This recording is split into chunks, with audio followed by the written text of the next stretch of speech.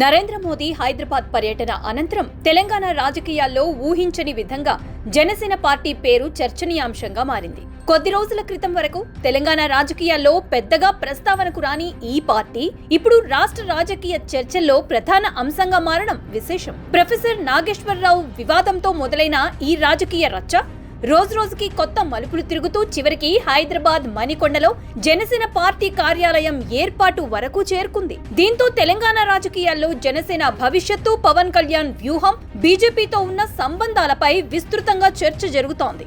ఆసక్తికరమైన విషయం ఏంటంటే తెలంగాణలో పెద్దగా రాజకీయ ఉనికి లేకపోయినప్పటికీ జనసేన పార్టీకి ఈ స్థాయి ప్రాధాన్యత రావడానికి కారణం ప్రత్యర్థి రాజకీయ పార్టీల విమర్శలేనని కొందరు విశ్లేషకులు భావిస్తున్నారు. తెలంగాణ రాజకీయ మేధావిపై ఆంధ్రప్రదేశ్ నాయకుడి విమర్శలు ఎందుకు? తెలంగాణలో ఆంధ్ర రాజకీయ ఆధిపత్యానికి నాంది పలుకుతున్నారా అంటూ కొందరు సీనియర్ జర్నలిస్టులు, రాజకీయ విశ్లేషకులు, అధికార కాంగ్రెస్ నాయకులు, ఎమ్మెల్యేలు, మంత్రులు వరుసగా పవన్ కళ్యాణ్ ని లక్ష్యంగా చేసుకుని తీవ్ర విమర్శలు గుప్పించారు. ఈ విమర్శలు క్రమంగా రాజకీయ రంగు పులుముకోవడంతో జనసేన పేరు తెలంగాణ రాజకీయాల్లో మరింతగా వినిపించడం ప్రారంభమైంది.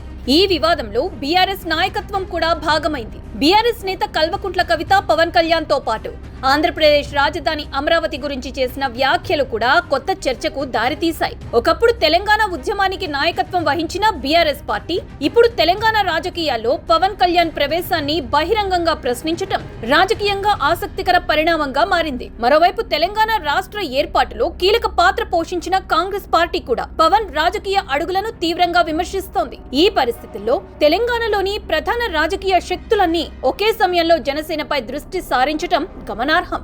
ఇంతకాలం తెలంగాణ రాజకీయాల విషయంలో మౌనంగా వ్యవహరించిన పవన్ కళ్యాణ్ ఇప్పుడు తన వైఖరిని స్పష్టంగా బయటపెట్టారు. తెలంగాణలో జనసేన పార్టీ ఇకపై క్రియాశీలకంగా పనిచేస్తుందని, రాబోయే గ్రేటర్ హైదరాబాద్ మున్సిపల్ కార్పొరేషన్ అంటే జీహెచ్ఎంసీ ఎన్నికల్లో పోటీ చేసే దిశగా పార్టీ ముందుకు వెళ్తుందని ప్రకటించారు. ఈ ప్రకటనతో తెలంగాణ జనసేన నాయకులు, కార్యకర్తల్లో కొత్త ఉత్సాహం కనిపిస్తోంది. అంతేకాదు హైదరాబాద్ మణికొండలో పార్టీ కార్యాలయాన్ని ఏర్పాటు చేయడం ద్వారా తెలంగాణలో తమ ఉనికిని బలపరచాలనే సంకల్పాన్ని కూడా జనసేన స్పష్టంగా తెలియజేసింది.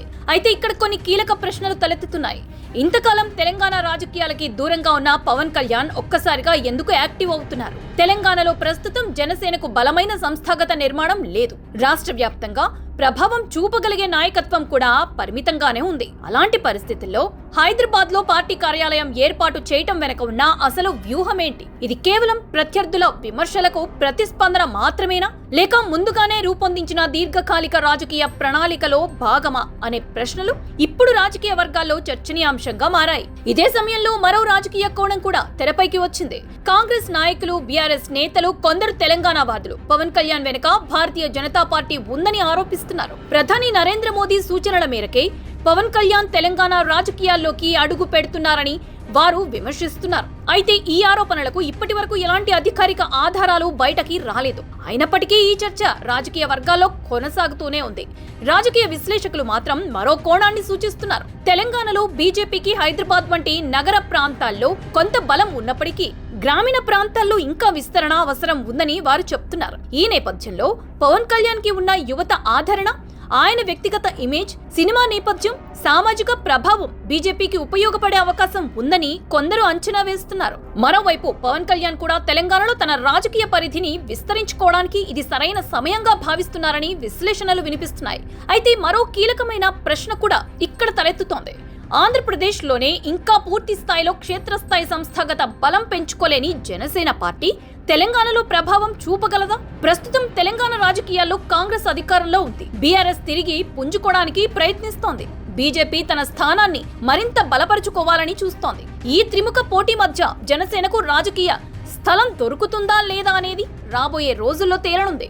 అయితే రాజకీయ చరిత్ర ఒక విషయాన్ని స్పష్టంగా చెప్తోంది.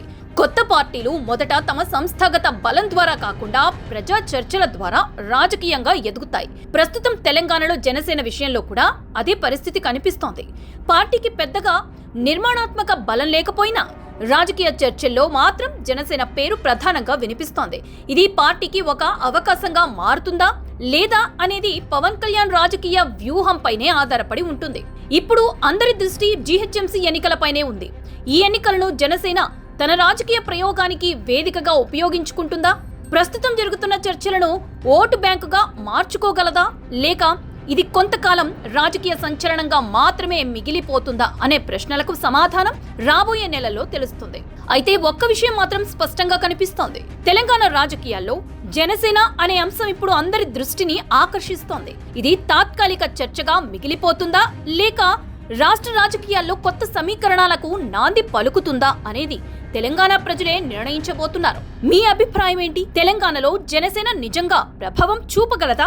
పవన్ కళ్యాణ్ రాజకీయ వ్యూహం విజయవంతం అవుతుందా? మీ అభిప్రాయాన్ని కామెంట్స్ లో తెలియచేయండి.